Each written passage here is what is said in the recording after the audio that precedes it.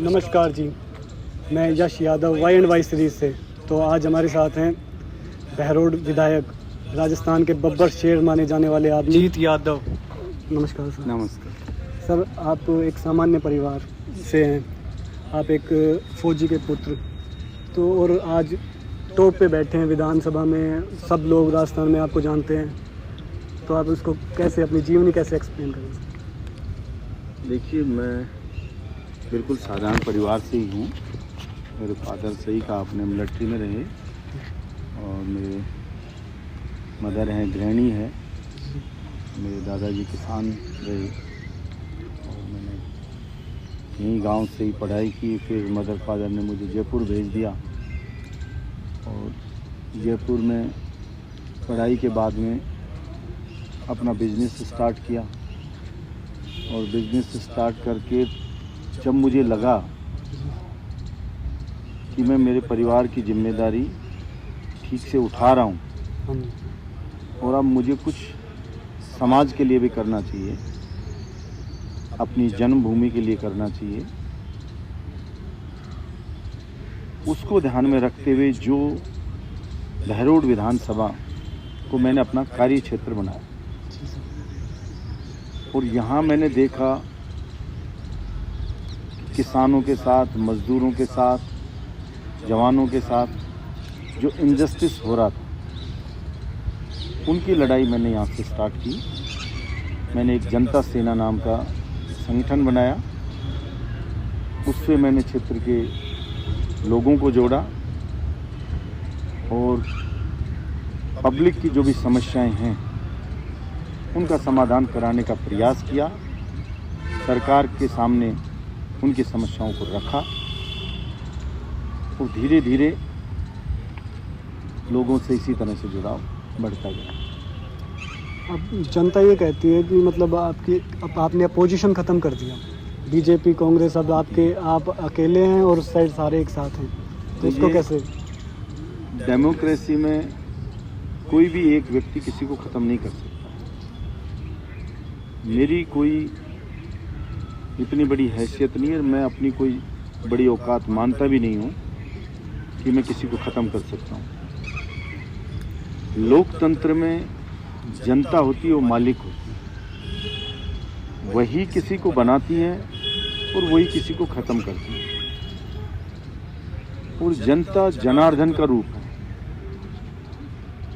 कृष्ण भगवान ने भी कहा कि आप कर्म करो, फल की इच्छा ना करो।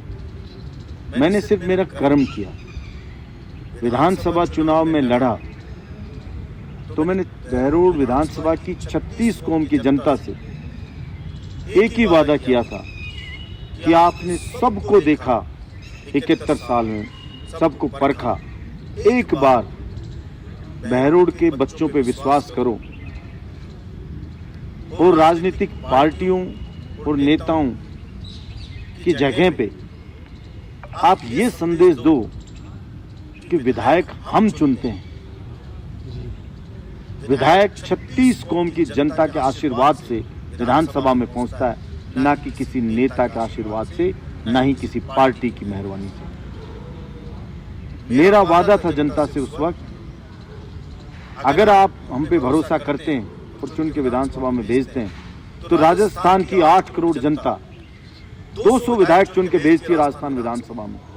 उन 200 विधायकों में बहरोड का विधायक कभी भी आपको 19 नजर नहीं आएगा, उन सब में 21 नजर आने का प्रयास करूंगा, और जनता की विभिन्न समस्याओं को, विभिन्न जो भी पब्लिक इशू हैं, उनको पूरी मजबूती के साथ प्रभावशाली ढंग से विधानसभा के अंदर मैं उठाऊंगा, सरकार पे दबाव बनाऊंगा और उनका सॉल्यूशन कराने का प्रयास करूंगा, और वही मैं करने का प्रयास कर रहा हूँ।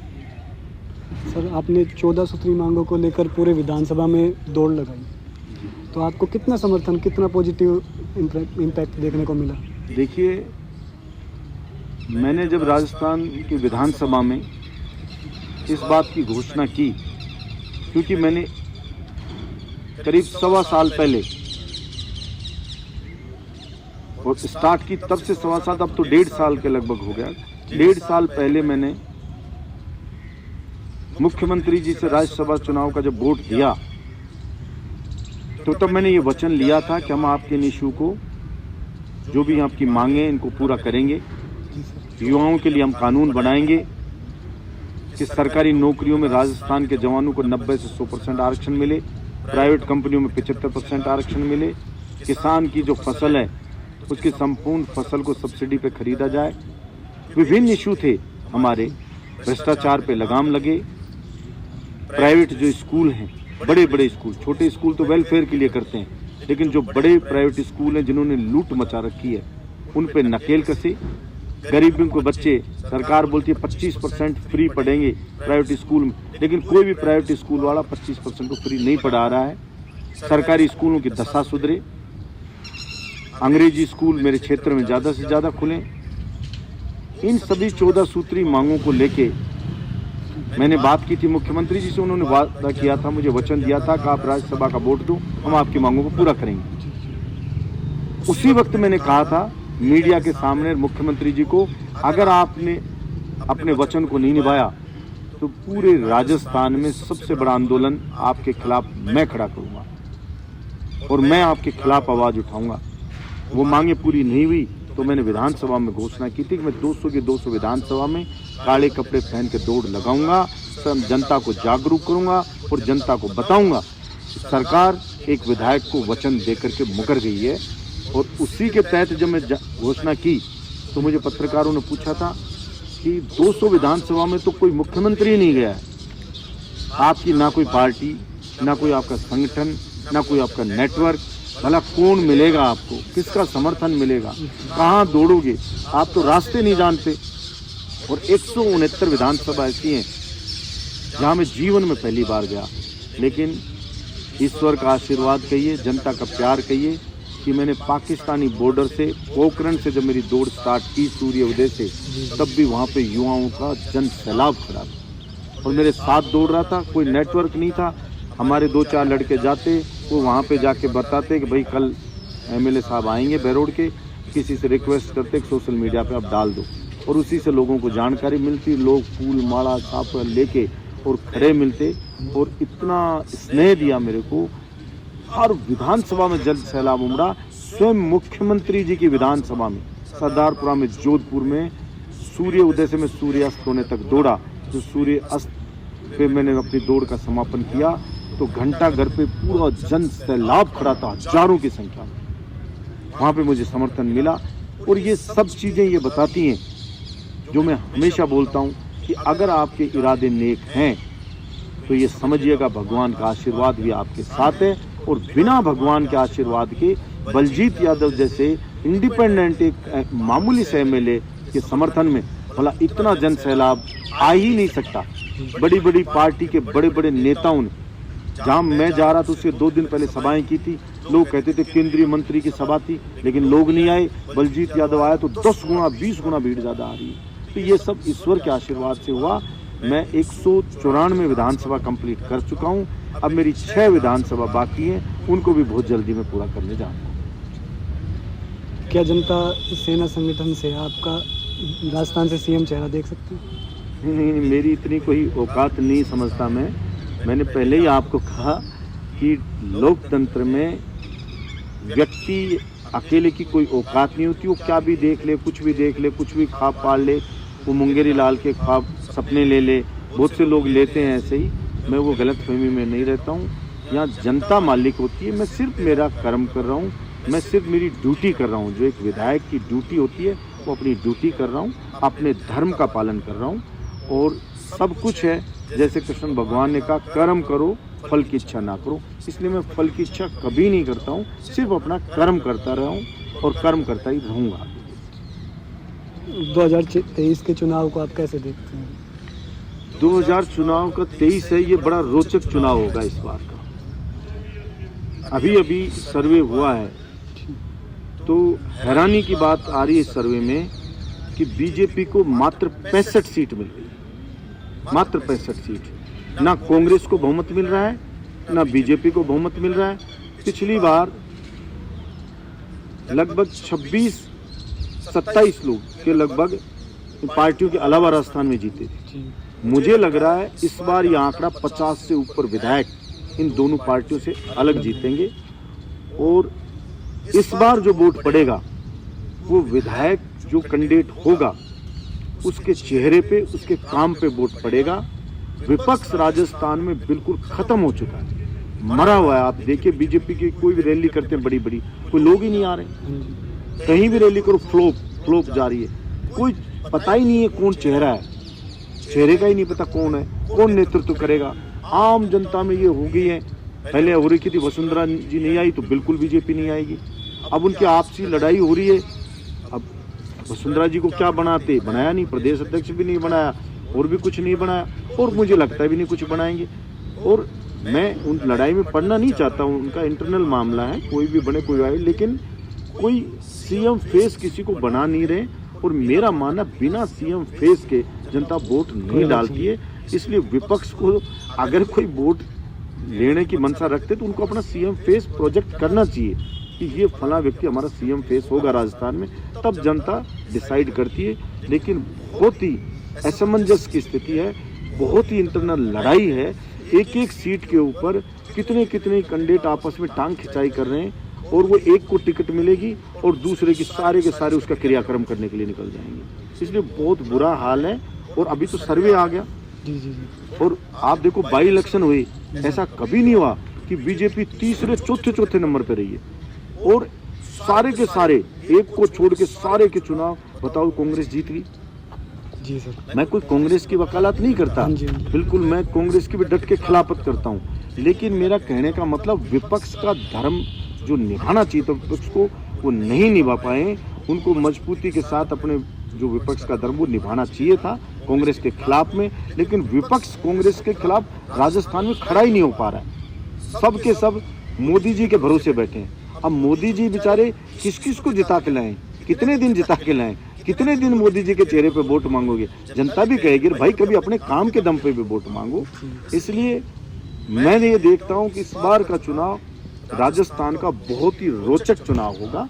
और बाकी अभी समय है, अब समय में आगे क्या क्या चीज़ चेंज होती हैं और जनता का क्या मूड रहता है वो तो समय आने पर जनता ही जवाब उसका दे सकती है। क्या पहली बार संगठन की सरकार बन सकती है अपने राजस्थान में आपके हिसाब से? संगठन की देखिए, मैं जो समझता हूँ कि संगठन के हिसाब से नहीं है सरकार। इस बार की जो सरकार बनेगी और इस बार जो इशू रहेगा गठबंधन की सरकार में नहीं, गठबंधन की सरकार तो अभी भी गठबंधन की है। लेकिन मैं जो ये मान रहा हूँ इस बार जो वोट पड़ेगा, इस बार वोट पड़ेगा काम के नाम। किस विधायक ने कितना काम किया है उसके नाम पे वोट पड़ेगा। और सरकार अभी भी जोड़ तोड़ से बनी हुई है, राजस्थान में बनी है। और आगे तो 200%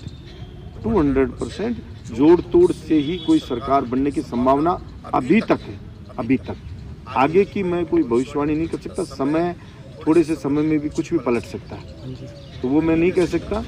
वो तो उस समय पे जनता क्या सोचती है उस पर डिपेंड करता है। लेकिन फिलहाल जो सर्वे आए इन पॉलिटिकल पार्टियों के, हमारे भी जो मित्र हैं वो बताते हैं कि ये हालत हो रही है, विपक्ष बिल्कुल मरा हुआ है राजस्थान में। ये सर्वे के अंदर है, ये बीजेपी के केंद्रीय नेतृत्व को भी पता है और वो भी बहुत चिंतित हैं इस बात से। और इस बात के लिए बार बार मीटिंग कर रहे हैं कि भाई ये राजस्थान के अंदर विपक्ष की भूमिका अपन क्यों नहीं निभा पाते। तो अभी तक तो यही लगता है गठबंधन की सरकार बनने की संभावना है अभी तक। आगे क्या होता है वो देखिए। आप जनता को लास्ट में क्या कहना चाहेंगे? देखिए, मैं जनता से तो मेरी एक ही अपील है कि आप जब भी वोट डालने जाते हैं, कोई भी मतदाता जब वोट डालने जाता है तो वो सिर्फ वोटर ही नहीं होता है। मेरा मानना वो एक जज की भूमिका भी निभाता है। और जज जो होता है वो निर्णय करते वक्त ये ध्यान में रखता है कि किस व्यक्ति को पुरस्कृत करना है और किस व्यक्ति को पनिश करना है। जो सही काम करे उसके साथ न्याय करनी चाहिए और जो गलत काम करे उसको सबक सिखाना चाहिए। अंग्रेजों ने भी भोली भाली जनता में फूट डाल के राज किया और अभी भी ये जो कुछ नेता हैं, कुछ जो ये मंथरा टाइप हैं, जिनका ना कोई विजन है, ना उनका कोई भी अच्छा विचार है, सिर्फ और सिर्फ उनका काम है चुगली चांटे करना, एक दूसरे की बुराई करना, यही उनका काम है। इतनी सी उनकी छोटी सोच जिनकी हो, ऐसे लोगों को रिजेक्ट करना चाहिए। पॉजिटिव सोच रखते हों और जो क्रिएटिव तरीके से कुछ नया करना चाहते हो, कुछ अलग करना चाहते हो, जो जनता की रिस्पेक्ट करते हो, जनता के साथ न्याय करना चाहते हो, अपने क्षेत्र में डेवलपमेंट करना चाहते हो, ऐसे लोगों को चुन के, अच्छे लोगों को वोट देना चाहिए। जनता को अच्छे लोग चुने जाएंगे, तभी अच्छी सरकार बनेगी और तभी जनता की सुनवाई होगी। यही मेरी जनता से अपील है। मुझे पूरा विश्वास है, मेरे बहरोड ही नहीं, मेरे राजस्थान की 36 कौम की न्यायप्रिय जनता निश्चित रूप से न्याय करेगी, ये मेरे को भरोसा है। बहरोड में नशे का व्यापार और बढ़ गया सर। निश्चित रूप से नेता लोग ही बढ़ा रहे हैं। नेता लोग छोटी मोटी रैली करते तो बच्चों को लेके आते हैं, उनको अद्दे पौवे बांटते हैं।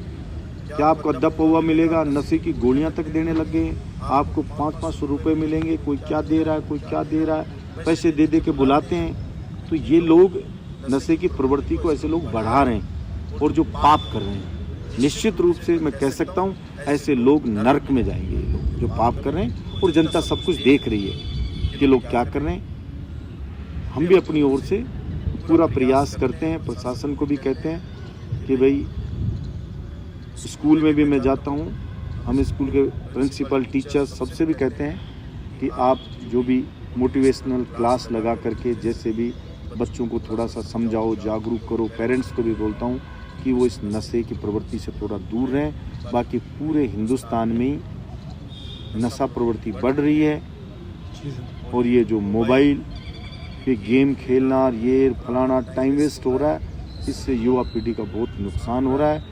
मैं हमेशा कहता हूँ, गला काट कंपटीशन छिड़ा हुआ है दुनिया में।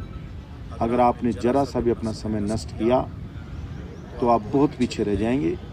इसलिए मैं तो युवाओं से भी अपील करता हूँ कि नशा प्रवृत्ति को छोड़ करके और आप वर्जिश करें, सुबह सुबह जॉगिंग करें, एक्सरसाइज करें, अपने शरीर को फिट बनाएं। जो फिट है वो हिट है दुनिया में। Thank you sir. Thank you आपको भी। कोई भी अच्छा काम करे तो उसको अच्छा बताओ, गलत करे तो उसको गलत बताओ। आपने मुझे अपनी बात रखने का मौका दिया, उसके लिए आपको बहुत बहुत धन्यवाद।